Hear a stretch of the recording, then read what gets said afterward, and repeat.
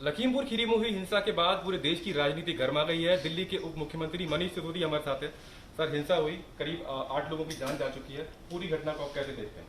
लखीमपुर में जो हुआ और उसके बाद से उत्तर प्रदेश में जो हो रहा है वो ये बता रहा है कि योगी सरकार उत्तर प्रदेश में सरकार नहीं चला रही, जंगल राज चला रही है। पूरा का पूरा जंगल राज बना रखा है, अराजकता का पूरा माहौल खड़ा कर रखा है। वहाँ पे उनकी पार्टी का एक नेता, उनके मंत्री का एक बेटा, भारतीय जनता पार्टी के मंत्री का एक बेटा किसानों को रौंद देता है गाड़ी के नीचे बेशर्मी से, और अभी तक उसकी गिरफ्तारी नहीं हुई।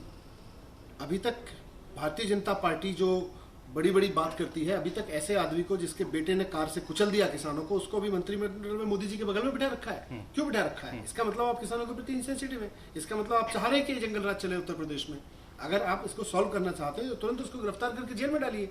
कानून अपना काम करेगा, लेकिन बीजेपी ये भी कह रही है कि विपक्षों में वोट दिखाई दे रहे हैं। संजय सिंह हुए, प्रियंका गांधी हुई, तमाम नुमाइंदे हैं राजनीतिक, सब पहुंच रहे हैं लखीमपुर खीरी। भारतीय जनता पार्टी ने लखीमपुर खीरी को शमशान बना दिया है। भारतीय जनता पार्टी शमशान बनाए और विपक्ष बात भी ना करे।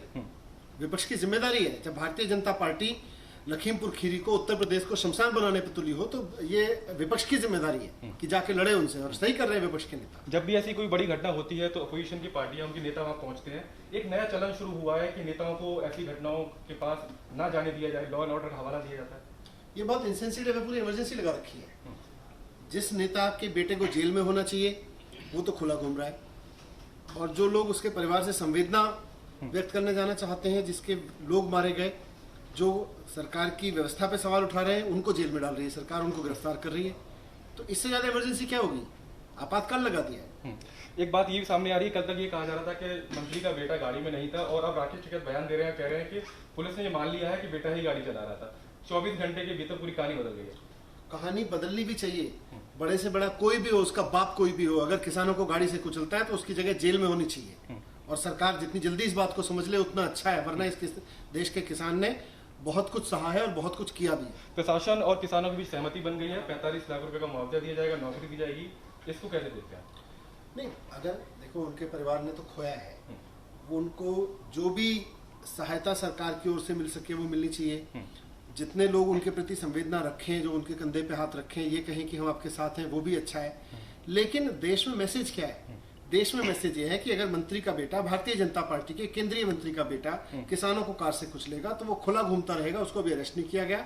मंत्री जी मोदी जी के बाजू में बैठे हुए हैं, उनका कुछ नहीं बिगड़ा, और किसानों ने तो अपना बच्चा किसान खो दिए ना। तो जो खो दिया गया उसके एवज में केवल और केवल ये लीपापोती किस लिए? आप लगातार यूपी के दौरे पे जाते हैं, संजय सिंह वहां पर डेरा डाले हुए हैं, चुनाव होने हैं 4 से 5 महीने के बाद। क्या आपको लगता है कि इतनी बड़ी घटना का असर अगले चुनाव में पड़ने वाला है? मैंने पहले भी कहा था कि भारतीय जनता पार्टी एक्सपोज हो चुकी है। ये वो पार्टी है जो मुंह में राम रखती है और बगल में छुरी रखती है। आज वो साबित हो गया। ये भारतीय जनता पार्टी का चेहरा है कि मुंह में राम रखो और किसानों को गाड़ी से कुचल दो।